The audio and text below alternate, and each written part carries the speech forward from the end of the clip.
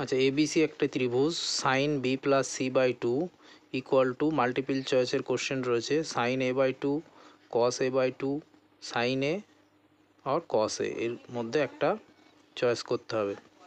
আচ্ছা, এখানে আমরা একটা ডায়াগ্রাম ড্র করেছি, triangle A B C, angle of A, angle of B and angle of C, এই তিনটে অ্যাঙ্গেলের সাম কত? আমরা জানি ত্রিভুজের তিনটে কোণের সমষ্টি হচ্ছে 180 ডিগ্রি।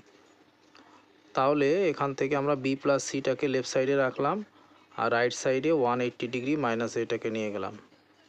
তাহলে বোথ সাইডে যদি 2 দিয়ে ভাগ করে দিই তাহলে কত হবে? 180 degree minus A divided by 2। কেন করলাম? এই যে বি প্লাস সি বাই 2 রয়েছে, তাহলে আমাদের বাম পক্ষ এবং ডান পক্ষকে 2 দিয়ে ডিভিশন করলে বি প্লাস সি বাই 2 আসে।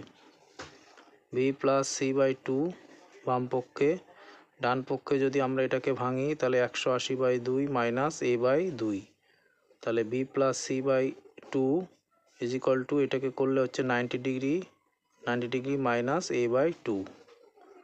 এবার বোথ সাইডে যদি সাইন নিই আমরা, sine B plus C by 2 is equal to sine 90 degree minus A by 2। Sine 90 minus theta মানে কি? কস থিটা, থিটা এখানে কোনটা? A by 2। তাহলে এখান থেকে আমরা পেয়ে গেলাম sine B plus C by 2 is equal to cos A by 2। তার মানে আমার অ্যান্সার হবে বি এরটা।